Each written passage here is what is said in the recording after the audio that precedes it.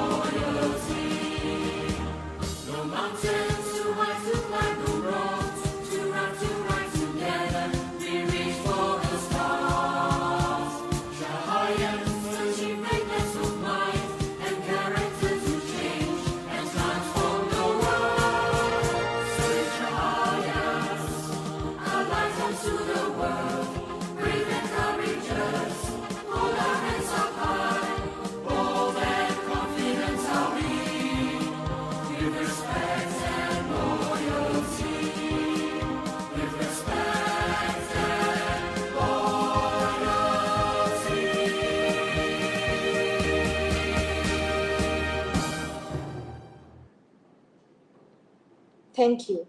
Students, please raise your right hand and clearly say the pledge.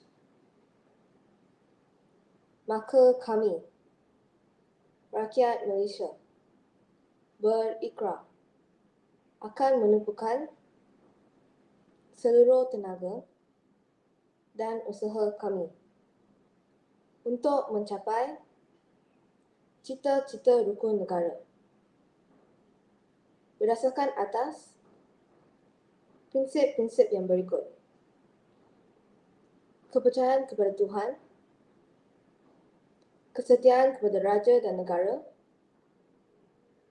keluruhan perlembagaan, kedaulatan undang-undang, kesopanan dan kesusilaan. Dear students, please be seated. Now, I would like to call upon Dr. Jeffery to deliver his speech. A very good morning. Thank you, Nisha and Puteri, for emceeing this morning's assembly. Good morning, Encik Fazli, Ms. Anureka, Ms. Ivy, Ms. Sherlyn, to all our teachers, and at the same time, to all our students and parents who are listening in this morning. Thank you so much for joining us for another assembly online.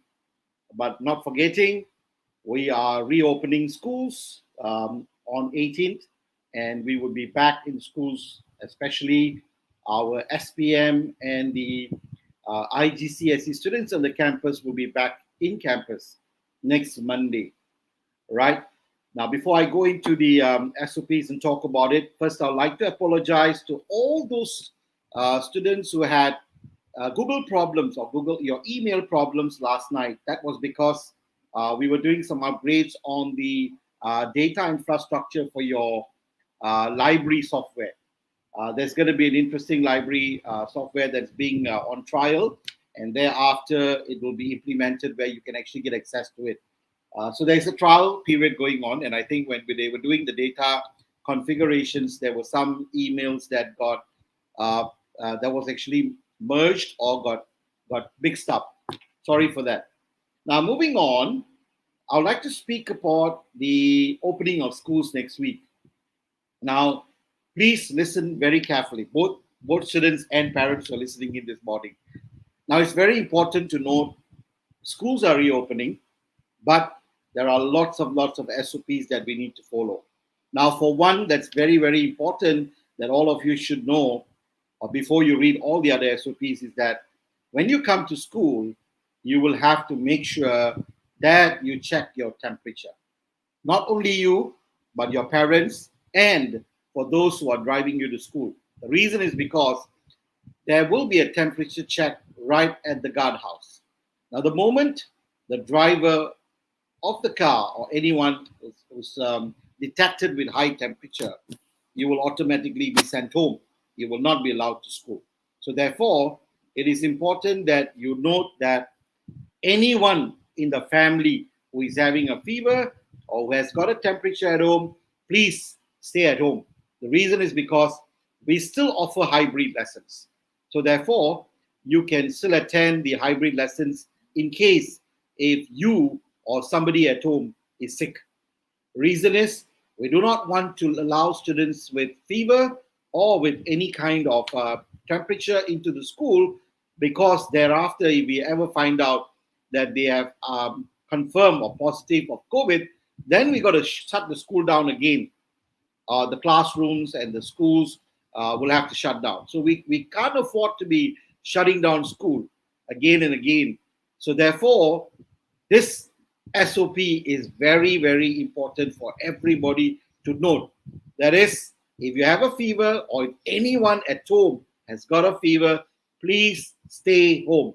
Do not come to school, because we do not want to transfer any kind of problems to all other students. So that's the most important SOPs compared to all that is going to be listed and sent over to you, which was already sent to you last Monday, I believe, and you will be sent with an easy poster that you need to follow for those of you coming back in probably 2 weeks from now. After next week, we probably might have more students coming back, more classes reopening, because Selangor might move into phase 4. So the moment we move into phase 4, we will have more students coming back to school, and you need to take note of this. The next thing is vaccination. Now, there has been many confusions about vaccination. Now, I'd like all of you to note this. vaccination is totally controlled by the government and by the Pusat Kesihatan Daerah. Therefore, the PKD instructs the school to when you go and when you don't go, where is your venue, what time is your vaccinations going to be. Now, for those who are ages 16 and 17, you've already got your jabs. But those between 12 and 15, you are probably going to be getting your jabs anytime soon. But nevertheless, I do believe some of you have received your My Sejahtera invitation to get your jabs elsewhere. So just follow. If you've got a My Sejahtera invitation, go ahead. But the school will still wait for PKD because we have been listed for 14th, but we are not sure if it's going to be happening on the 14th because the PKD has informed us, wait for them to call us, wait for them to inform us of the venue and time of vaccination. So those of you are still worried about why you have not got vaccination, do not worry. All of you will be vaccinated no matter what. But it's just the timing and the place because there is only a certain pusat that has been allocated for our school, and we are not all going to the open vaccination centers. All right. So that's about vaccination. The next thing is, I believe all of you are aware, we are in mid-month of October, and therefore exams are all coming soon. And I hope everyone is preparing for your exam. All right, and work hard because we will probably be seeing you in school soon. For the next month, probably you all be back in school, and I hope that we can enjoy the last bit of this academic year in school together. But nevertheless, I know Maranta's degree is open. I know everything is open. Please be careful. Still stay safe and do not go out unnecessarily. If you don't need to go out, stay at home, stay safe, and all the best to all of you. Thank you so much, MCs. Thank you, Dr. Jeffrey. Now, I would like to call upon Mr. Fazli to deliver his speech. Okay, good morning. Thank you, Nishan. Thank you, the prefects on duty today. So, good morning to all our students, parents, and teachers.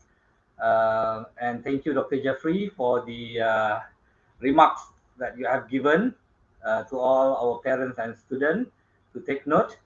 And to Miss Anoreka, our assistant academic, Miss Ivy, our assistant pastoral, and also Miss Kwah, Sherlyn Kwah, as the assistant for the CCA. I just wanted to add on some of the point or remarks for the attention of our students and parents. Okay, number one is about I would like to welcome all the senior 5 students. They will come back to school on the 18th of October. So we are so happy. We are so glad that we can meet and to have the learning physically.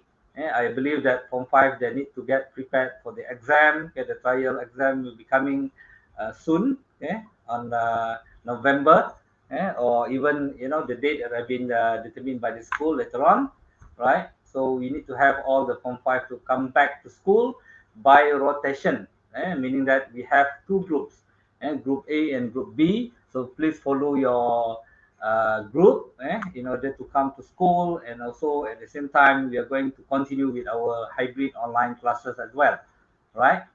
So welcome back all Form 5. I know that you are eagerly to come to school, and to meet all your friends and your teachers, right?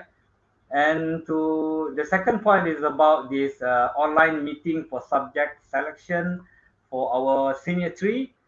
This event will be held on the 15th of October, coming Friday at 2:30 p.m. So I would like to welcome the parents, okay, to participate as well in order to gain some information about the selection of Form 4 subject. And definitely all the senior 3 students, the attendance is compulsory for all of our senior 3 students to join the meeting. The next point is about the exam, the Excel, we call XCL, PT3 examination. That is going to be happen on the 25th of October, okay, until 10th of November for all the senior 3 students. So please get prepared. This is very important, okay, exam in order to determine, in order to somehow we can measure the performance, the current performance of our Form 3 students. So please get prepared, okay, do a lot of revision. And you need to have somehow discuss with the teachers, okay, with all the topic that you need to cover, the question that you need to familiar, in order to answer it, in the proper way. So please go through all the content of your lesson, or even your topic, and I hope that all the senior 3 student can achieve uh, good result, in this XCL PT3 examination, right? And definitely, just now Dr. Jeffrey mentioned about this SOP. Okay, so when we come back to school, so everyone please follow the SOP. The teachers, the students, the staff, they need to follow the SOP exactly, and that have been what call list out by the school in order to prevent any uh, unexpected, okay, the spreading of this COVID-19, and we want to somehow protect ourselves, okay, and continue the school in a good situation environment, okay, with the full protection, right? And the another point is about these classes, for the SPM booster classes. So I hope that all students please turn up, and because I checked the attendance, so we have about 90% of students turn up for these booster classes on Saturday.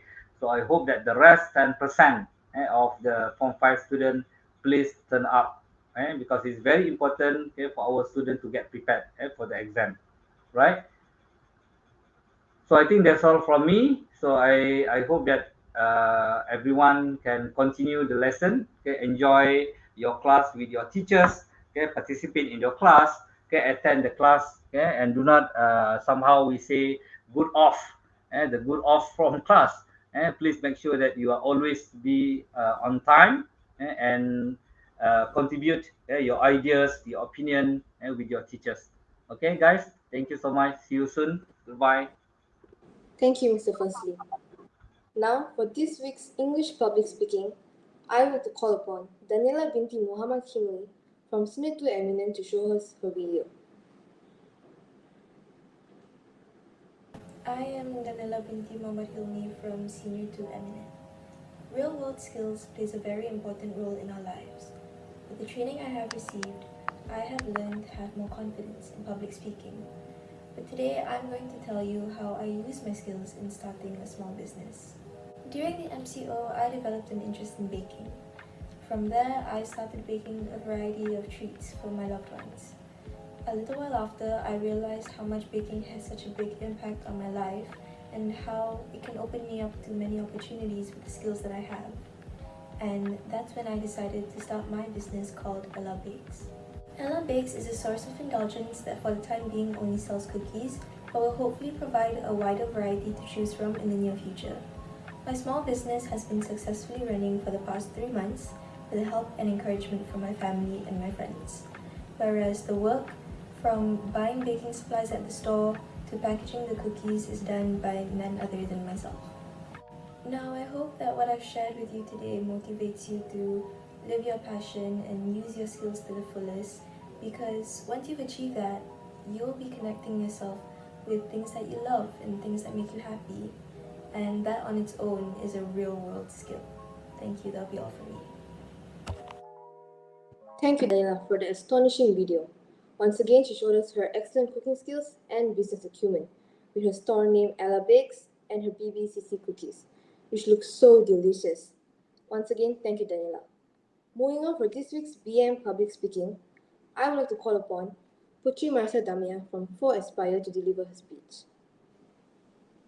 Thank you, Nisha.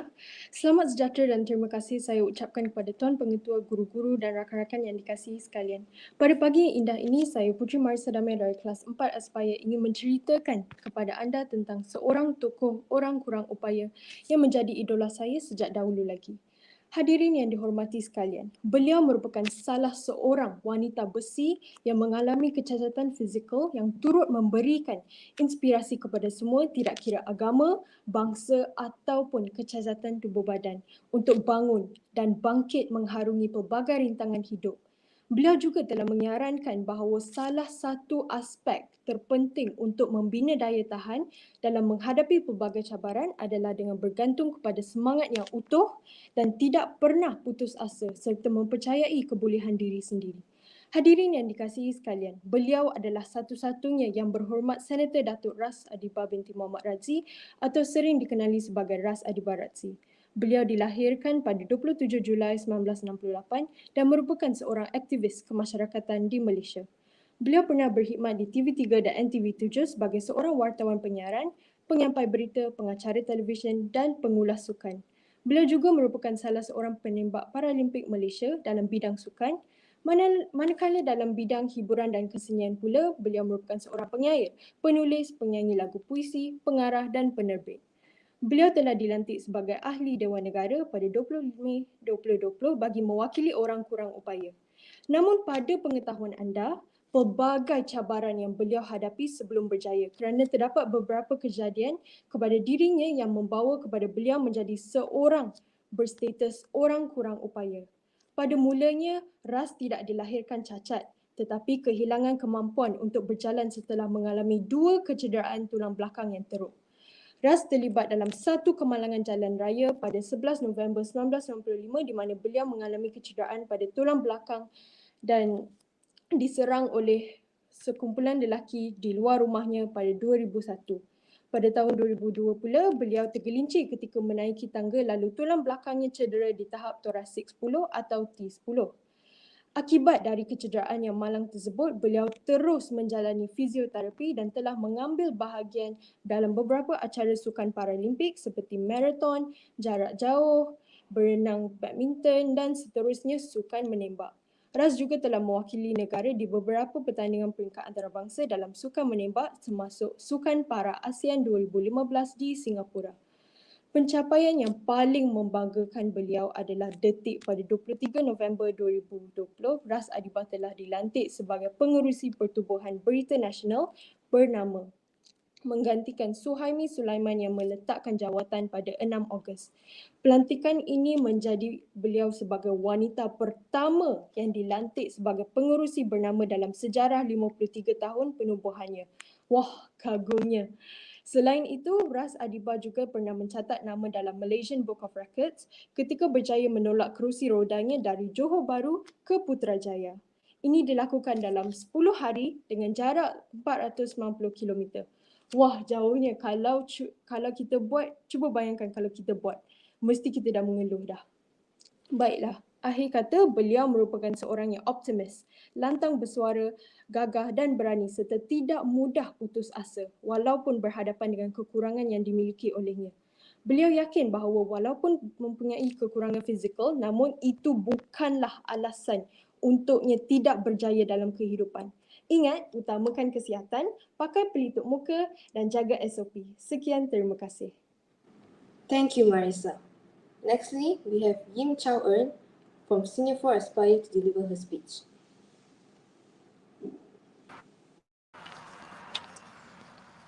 Selamat pagi kepada Dr. Jeffery, Encik Fasli dan rakan-rakan sekalian. Pagi ini, saya akan menentangkan tentang cara-cara menghormati orang kurang upaya.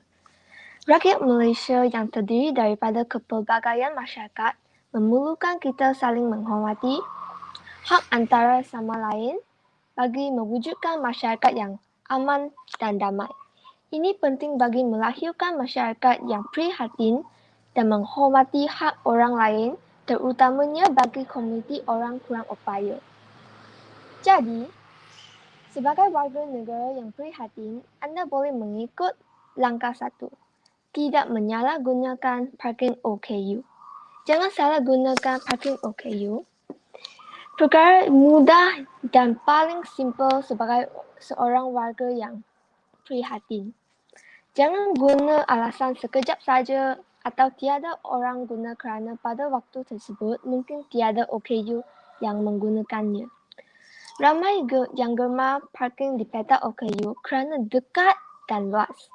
Sebenarnya, ada sebab kenapa parking OKU bersaiz agak besar dan berdekatan dengan bangunan. Antaranya ialah bagi memudahkan pemandu penumpang menurunkan kerusi roda mereka. Bagi pemandu kerusi roda yang berdikari, mereka mampu menurunkan kerusi roda sendiri kerana sudah dilatih dan sudah biasa buat secara sendirian. Apa yang diperlukan adalah sedikit ruang parking agar pintu kereta dapat dibuka dengan kadar yang cukup. Seterusnya ialah cara yang kedua. Tidak menghalang laluan OKU. Warga yang prihatin tidak akan mementingkan diri sendiri. Contoh mudah adalah tidak menghalang laluan OKU seperti meletakkan kenderaan atas laluan taktikal yang merupakan laluan bagi orang buta. Begitu juga jangan sesekali menghalang laluan ramp. OKU kerusi roda tidak dapat melalui kawasan tertangga dan tebing. Jadi, apabila anda menghalang laluan ini secara tidak langsung, anda menghalangkan semua orang seperti ibu bapa yang membawa stroller, pekerja yang mengangkat barang dan sebagainya. Seterusnya ialah cara yang ketiga. Beri keutamaan lift kepada OKU. Ketika di pasar raya, hospital atau tempat awam yang lain, pandang kiri dan kanan sebelum naik lift. Ada tak warga emas, ibu bapa yang membawa anak-anak kecil dan OKU. Ramai yang berebut nak naik lift cepat sedangkan seorang warga yang prihatin memberikan keutamaan kepada mereka yang lebih membutuhkan. Seterusnya ialah cara yang keempat. Hormati keutamaan tempat duduk awam. Kebanyakan tempat duduk kenderaan awam seperti bas, LRT, MRT dan sebagainya akan terpampang notis zon utamaan atau priority sitting zone. Ia adalah tempat untuk warga emas, ibu bapa atau wanita yang mengandung. Jadi, berikan keutamaan tersebut kepada mereka yang lebih memerlukan. Kesedaran kita adalah tanggungjawab kita. Kita mengharapkan semua rakyat Malaysia lebih peka dan menghormati orang tua, wanita hamil dan orang kurang upaya. Seterusnya ialah cara yang kelima. Ajar anak-anak kita supaya tidak mengejek OKU. Meluntur lubang baiklah daripada rebungnya. Ibu bapa memainkan peranan yang penting supaya anak-anak menghormati dan tidak mengejek OKU dengan pelbagai gelaran. Penting sifat anak-anak suka bertanya terutamanya ketika mereka melihat golongan OKU yang berkerusi roda, kerikil, putih dan sebagainya. Maka, ibu bapa terangkanlah jawapan paling berhemah. Seterusnya ialah cara yang keenam. Tanya OKU itu sekiranya mereka memerlukan bantuan anda. Kita tahu memang ramai rakyat Malaysia yang prihatin, terutamanya kepada komuniti OKU. Sekiranya anda berniat baik ingin menghulurkan bantuan kepada OKU, seperti memimpin OKU, penglihatan, atau menolak kerusi roda dan sebagainya, lebih baik bertanya dahulu mereka. Anda boleh tanya, "Encik, boleh saya bantu? Encik, boleh saya menolong tolak kerusi roda?" Memulakan persoalan sebegini adalah lebih sopan. Ada OKU yang boleh berdikari sendiri kerana mereka sudah biasa dengan keadaan tersebut. Sekiranya OKU menolak perlawanan anda, jangan terus hukum mereka sombong. Ada sebab tertentu yang mereka tidak mahu dibantu. Cara yang terakhir bercakap dengan nada suara yang biasa. Respect OKU. Apabila ingin berinteraksi dengan OKU, bercakaplah dengan nada suara yang biasa, tidak memerlu menggunakan suara yang kuat.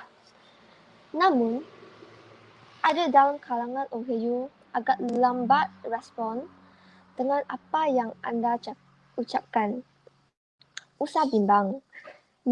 Minta mereka ulangi sekali lagi apa yang ingin disampaikan. Penting juga untuk anda bersabar dalam memahami apa yang ingin disampaikan oleh OKU kerana tidak semua OKU mempunyai keupayaan yang sama dalam komunikasi. Penting untuk mengingatkan sekiranya ada OKU datang bersama dengan keluarga atau pembantu. Jangan bertanya kepada ahli keluarga atau pembantu tersebut. Sebaliknya, anda hendaklah berinteraksi terus dengan OKU tersebut. Bercakap langsung dengan OKU. Sebenarnya, ada banyak lagi cara menghormatkan dan membantu OKU yang anda boleh praktikkan. Perkara yang disebut dikira asas dalam menghormati hak-hak OKU dan keperluan mereka. Sebagai warga negara yang prihatin, anda boleh mengamalkan sikap saling menghormati sesama lain agar kita saling hidup aman dan damai. Sekian, terima kasih. Thank you, Chow. And thank you, students, for your cooperation. Assembly is now dismissed. Have a nice day. Bye-bye.